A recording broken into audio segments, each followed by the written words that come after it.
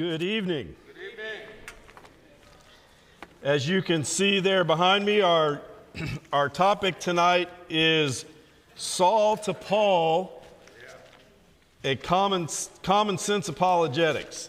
So what's that about? Well, as far as the Saul to Paul thing, we're going to be contrasting Saul, who his life before he was a disciple, and Paul afterwards. I realized that there was a short little period in the middle there where he was a disciple and he was still called Saul, but that didn't last very long, so we're going to ignore that and use that as a way to delineate between Paul before he was a Christian and after he was a Christian. But I think there's a lot, the idea of apologetics, or the proof of something. In this case, we're talking about a proof of God and of Jesus. I think the way his life changes, if we just think about it with some common sense, really tells us a lot and can build our faith about the genuineness of what he went through. And so we're going to look at that in more detail tonight as we go along. So that's our topic. Oh, this is not turned on. There we go. Okay, so let's get to it. There's kind of a tie-in to the lesson Corey did on Sunday, which was great. Corey talked about the Bible and how the Bible can build our faith and tells us a lot about God. Some of that stuff was fairly advanced. There was one really cool picture in there that he threw up that I don't really understand yet. He's got to coach me up on that one picture, the one that looked like a starry sky, but there was more to it than that. But that was new to me, so I got to learn about that. But this is kind of continuing in that same vein that we looked at in study. So what are we going to do? We're going to start off with an illustration, maybe a modern-day parable, if you will, that will maybe be familiar to some of you. Then we're going to talk about the transformation of a zealot. We're going to look at Paul's motives. Did he have some ulterior motive that drove the changes that he made? And then we're going to talk about the only reasonable alternative, and lastly, what it should mean to us. So let's jump in.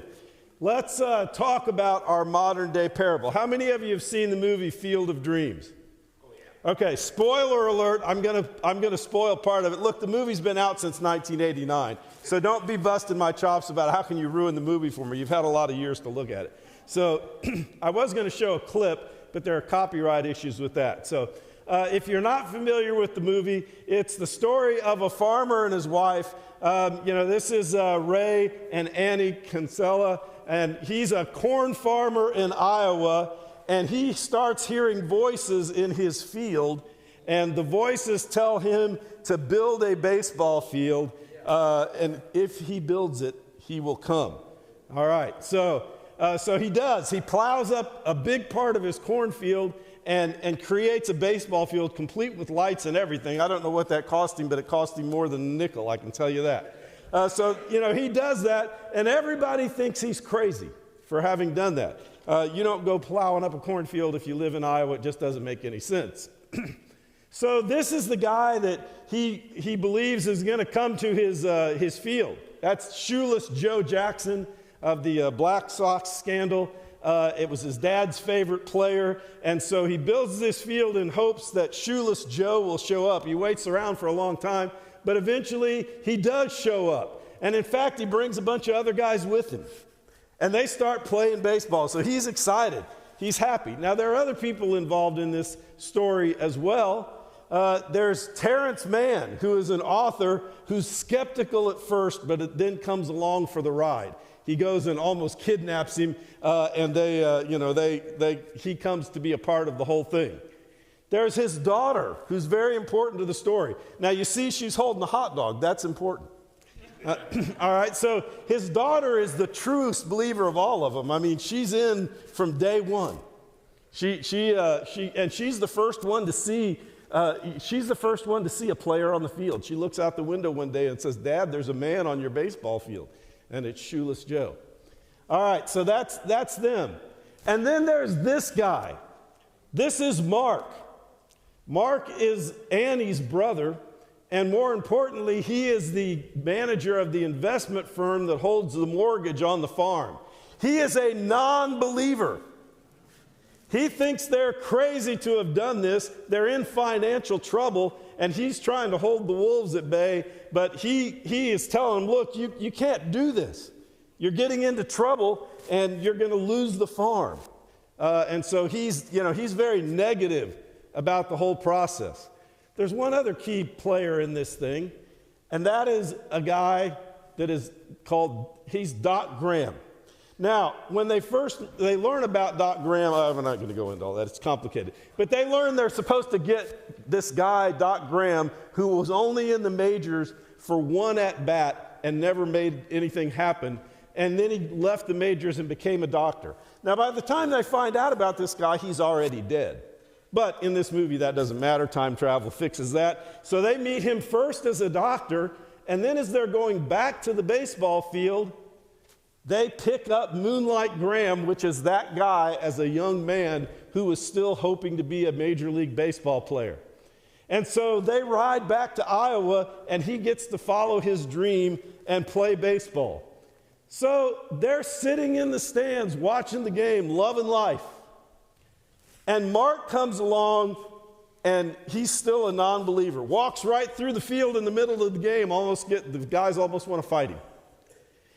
But he comes over and starts yelling at them and telling them, look, you're going to lose the farm. You've got to sell. And you guys just sit here and stare at nothing, and you're crazy. And the little girl stands up and says, it's not nothing. We're watching the game. And he yells at her, and she falls off the bleachers while she's eating the hot dog, and it looks like she's going to die. When that happens, Moonlight Graham, who was a doctor, comes off the field. And he transforms from the young character into the older character and goes over and saves the girl's life. Funny thing, when that happens, all of a sudden Mark sees him do it, and then he can see all the players. And he can see the game that before he didn't think existed.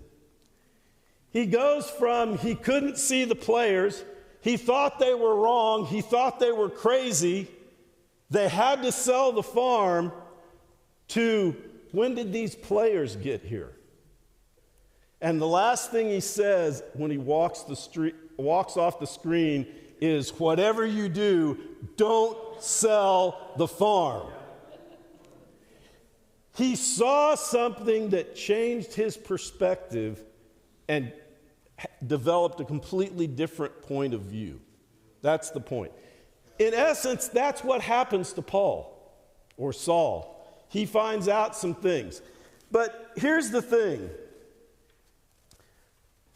Saul and Paul, in the way that we're using them, were entirely different. They're on opposite sides of things. Here's what they had in common. Both of them were zealots. Here's something you will know if you've paid attention in life. Zealots don't change from where their position is to the opposite position. That just doesn't happen.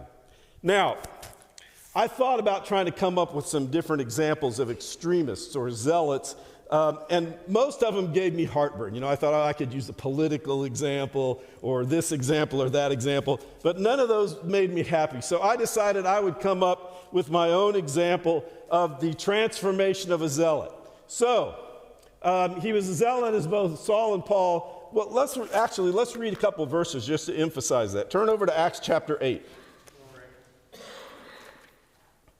Acts chapter 8, verse 3. But Saul began to destroy the church, going from house to house. He dragged off both men and women and put them in prison. Acts chapter 9, verse 1 and 2. Meanwhile, Saul was still breathing out murderous threats against the church, or against the Lord's disciples. He went to the high priest and asked him for letters to the synagogues in Damascus, so that if he found any there who belonged to the way, whether men or women, he might take them as prisoners to Jerusalem. Look at Acts chapter 26, verse 9.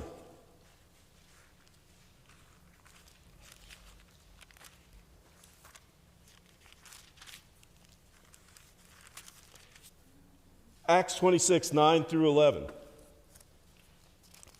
Paul talks about his life here. He says, I too was convinced that I ought to do all that was possible to oppose the name of Jesus of Nazareth. And that is just what I did in Jerusalem. On the authority of the chief priests, I put many of the Lord's people in prison. And when they were put to death, I cast my vote against them. Many a time I went from one synagogue to another to have them punished. And I tried to force them to blaspheme. I was so obsessed with persecuting them that I even hunted them down in foreign cities. Man, that's a zealous guy.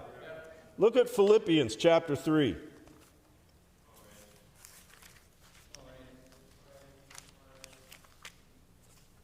Just like Saul was a zealot, so was Paul.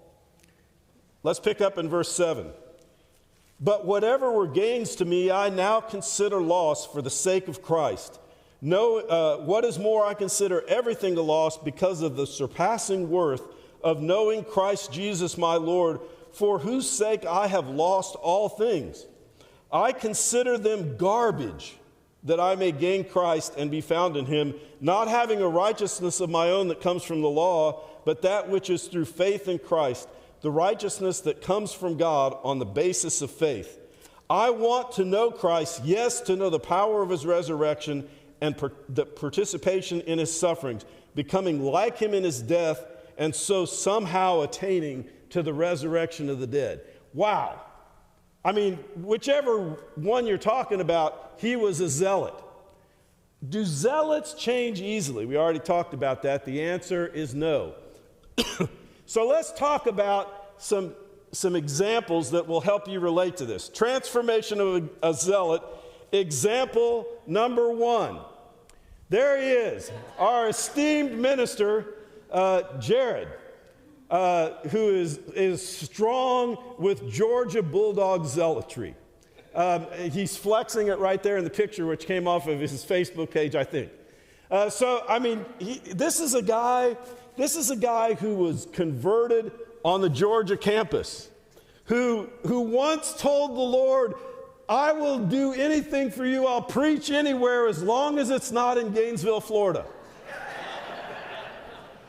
Who taught his children at a young age, much like you teach them to say go Gators, he taught them to say icky Gators.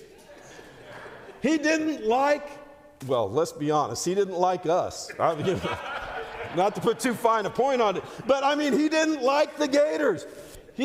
I understand he went through many decades of suffering as a Bulldog at the hands of the Gators. We're now getting some of that back at us. But to his credit, he has been here in Gainesville and has made a sincere effort to be supportive of the Gators. Maybe not at first, but he warmed up. He realized I'm reaching out to Gator people.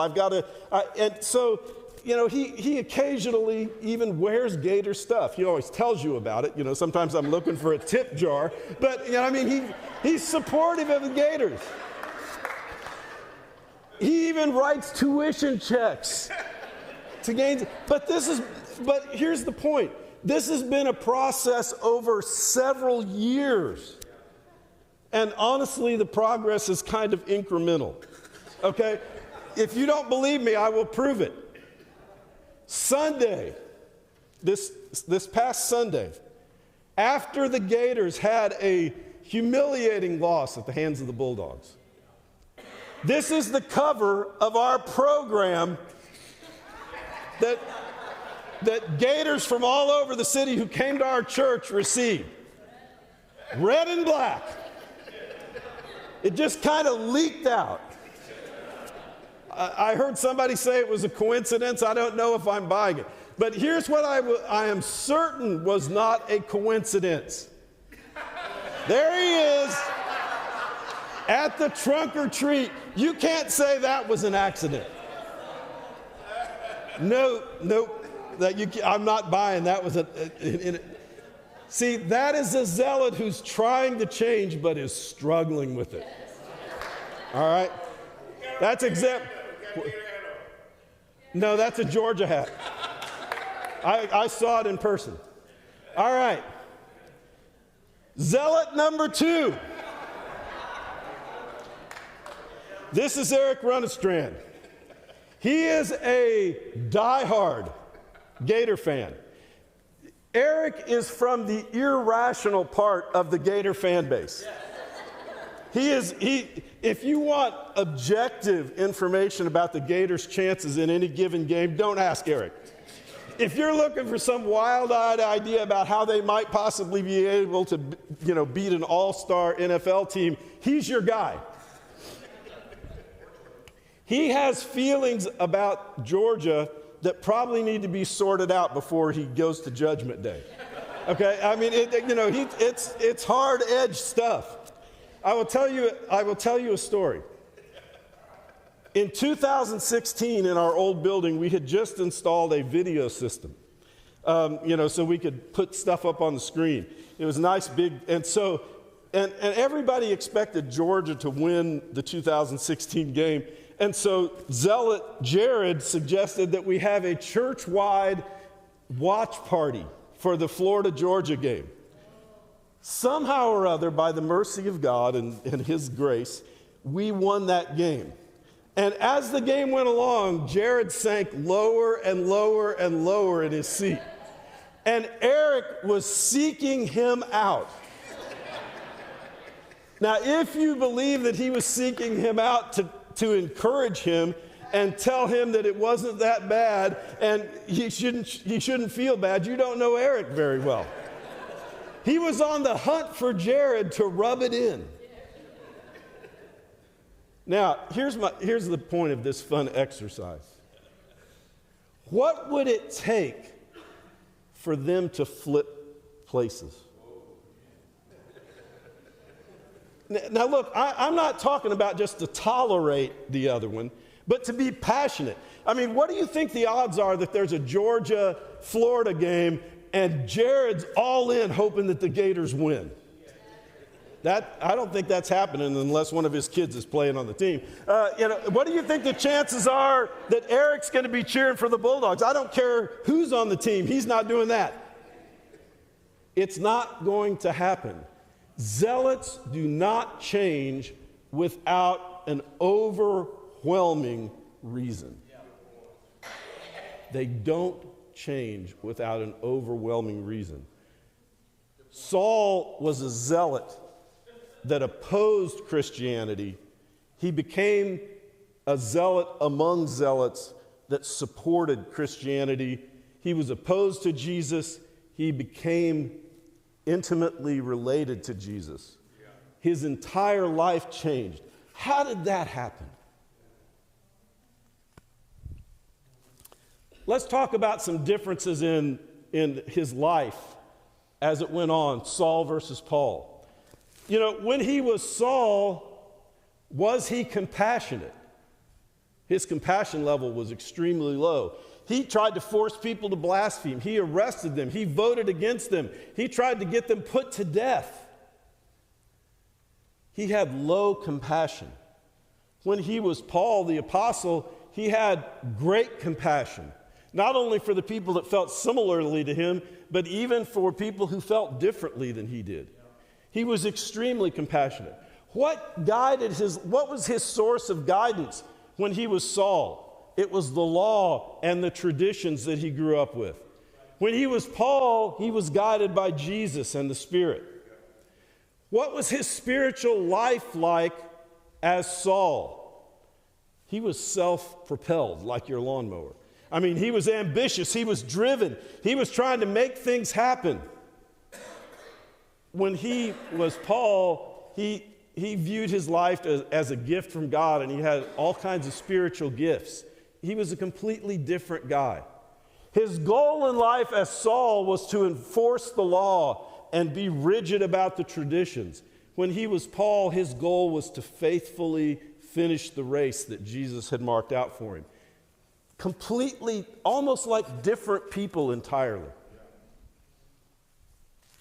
So we're going to look at a couple of screens here of things that are related to this idea of did he have some ulterior motive? Because I think that we could say, well, yeah, he changed, but maybe there was something in it for him. What's in it for me? What could cause me to change? I mean, if somebody came along and said, look, I've got right here the winning Powerball ticket. I'll slide it your way if you change your view on XYZ. Okay, well, maybe somebody would change their view for some big payoff or some big reward. Maybe if you change your view on this, I can promise you'll get a date with that girl you were hoping for, or that guy you were. Okay, maybe there's something going on that would motivate you to change. Did Paul have that? Well, let's talk through some of these things. What was his social standing? As Saul, he had great social standing. He was looked up to. In Galatians 1, turn over to Galatians 1:14.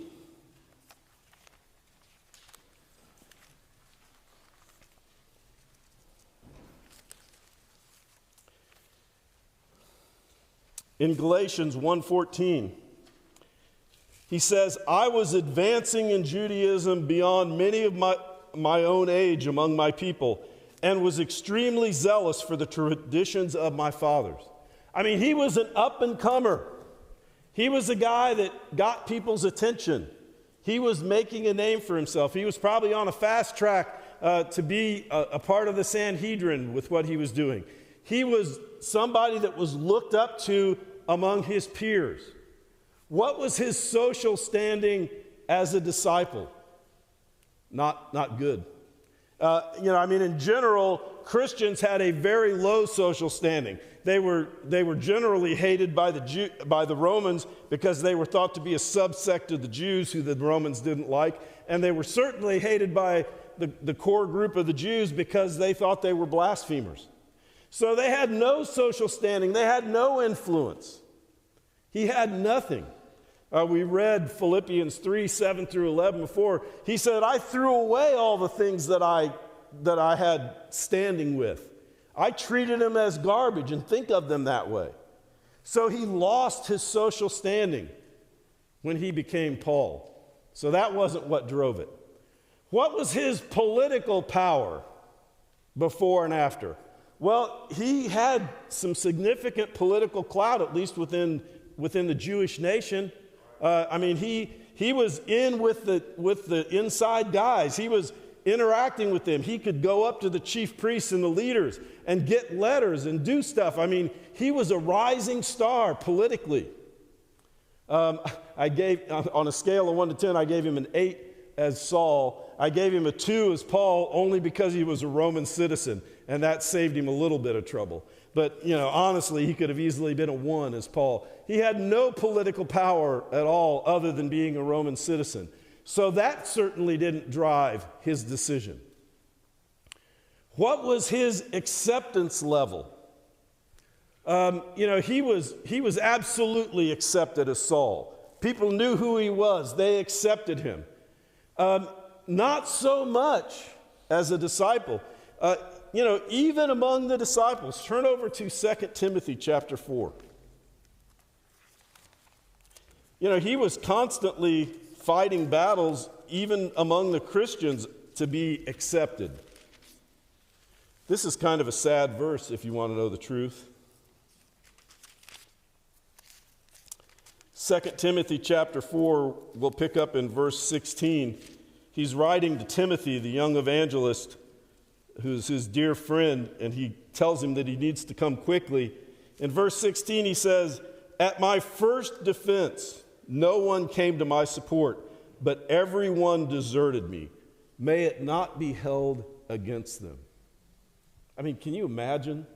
The Apostle Paul on trial for his faith in a city where there's lots of disciples, and nobody shows up for him. Nobody. Imagine Jared's on trial, and the whole church knows about it, but he's there alone. None of the members come to support him. That was Paul's reality. There were a lot of people that did accept him, so I gave him a middle score of 5, but there were a lot of people who didn't accept him. So he wasn't more accepted as a Christian than he was when he was a Jew. It just wasn't an upgrade for him in that regard. How about his hardship level? Well, again, on the scale of 1 to 10, I gave him a 2 when he was Saul, because he was traveling around a lot, and traveling is a headache. But, I don't see him getting a lot of persecution during the time that we see him as Saul. He was dishing it out, not receiving it. But man, he got it lots as a disciple. Turn to 2 Corinthians.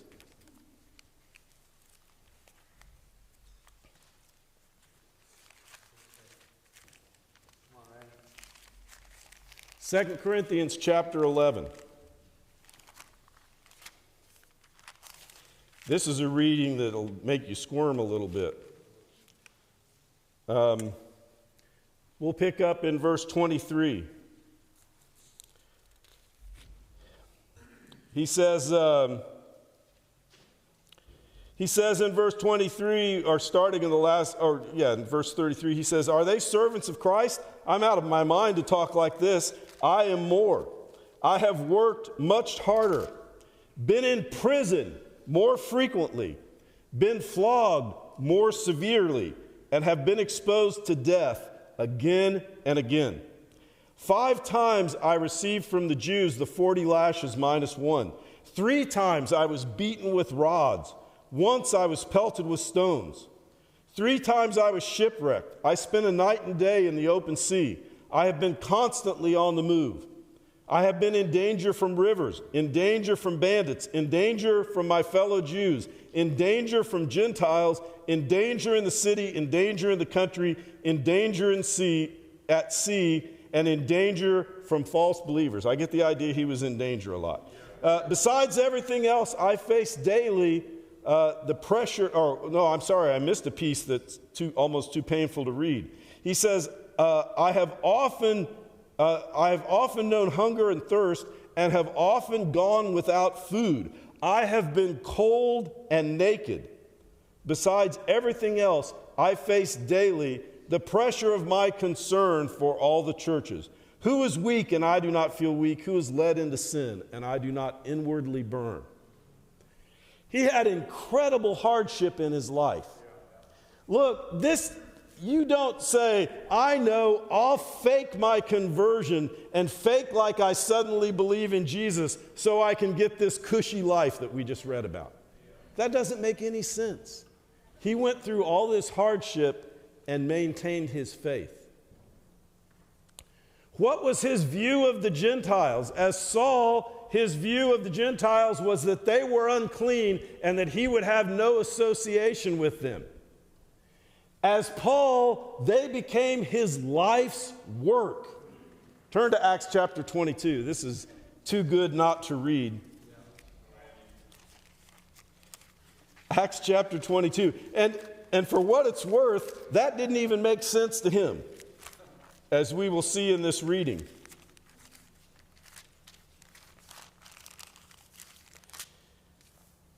We'll pick up in verse, it says there, verse 2. I hope that's right.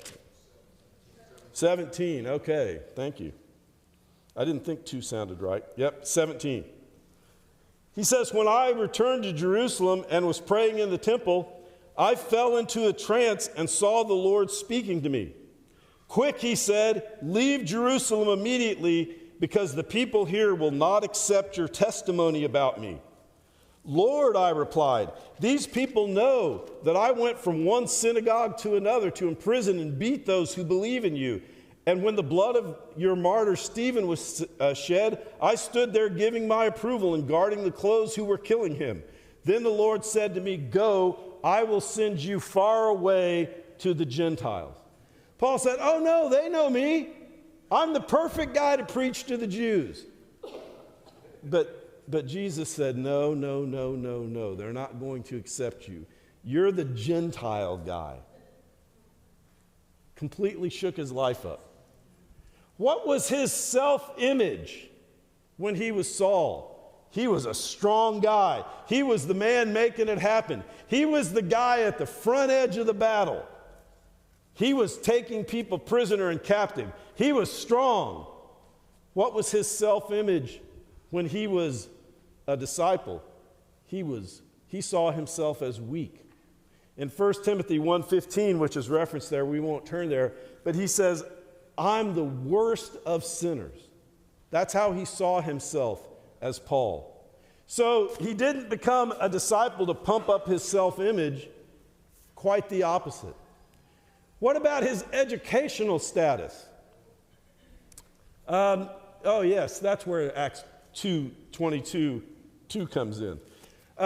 He was an educated guy as a Jew. Look in verse 2 of Acts chapter 22. It says, when they heard him speak in Aramaic, they became very quiet. Then Paul said, I am a Jew, born in Tarsus of Sicily, but brought up in this city. I studied under Gamaliel and was thoroughly trained in the law of our ancestors. He was highly educated as a Jew. As a Christian, as a disciple, his education was useful to him, but most people didn't view it as especially relevant because his target audience didn't care about Judaism. They were Gentiles. So it was useful, but it wasn't really relevant anymore. It's like having a degree in engineering and you're doing something completely unrelated to engineering. It doesn't matter anymore. What about his financial standing? Well, we don't really know what his financial standing was when he was Saul. We don't have a lot of information, but my guess is he was probably doing okay. He was a leadership kind of guy, but we don't really know. But here's what we do know. He didn't become a Christian for the money. I mean, if your life description is, I've often gone without food and been cold and naked, I know what it's like to not have anything. And you spend the better part of your life in jail, you're not doing well financially. You didn't do it for financial gain. There's no ulterior motive in the life of Saul that caused him to become a Christian.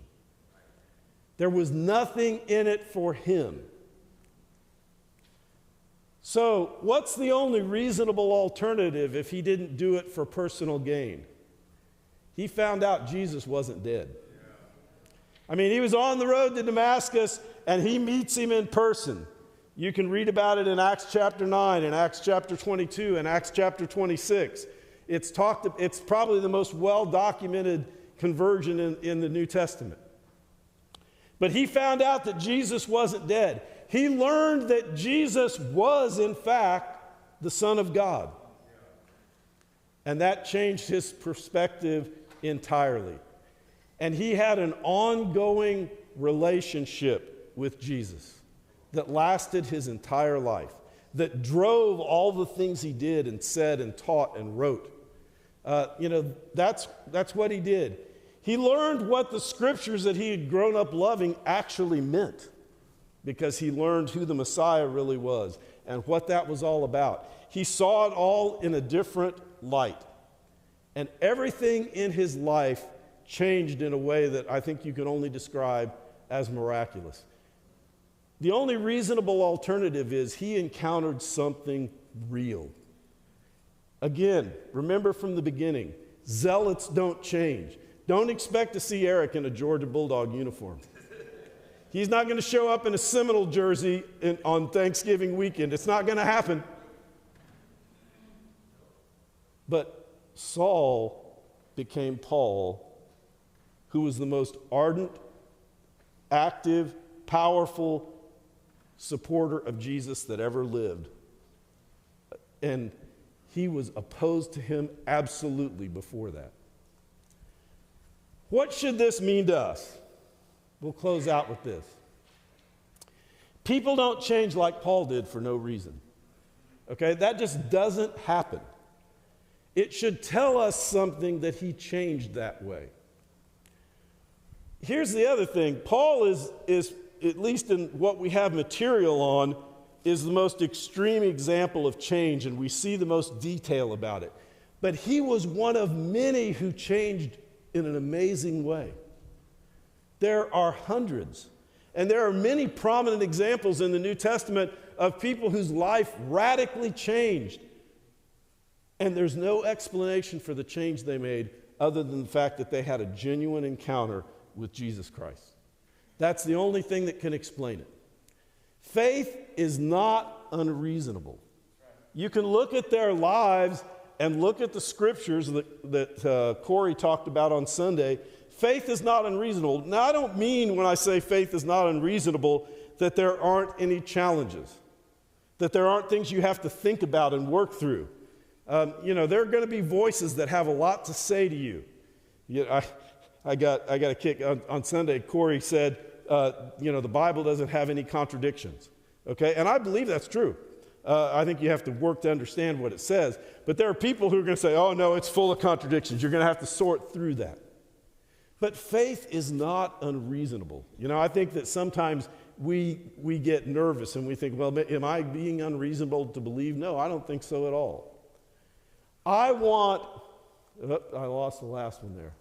I want what Paul was willing to die for.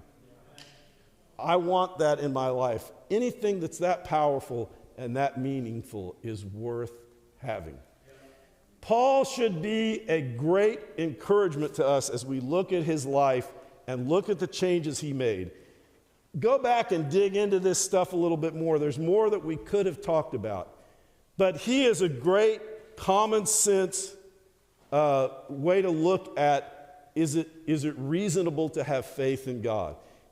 You don't do what he did unless there's a really compelling reason. Hope this has been helpful to you tonight. Thanks very much. You are dismissed.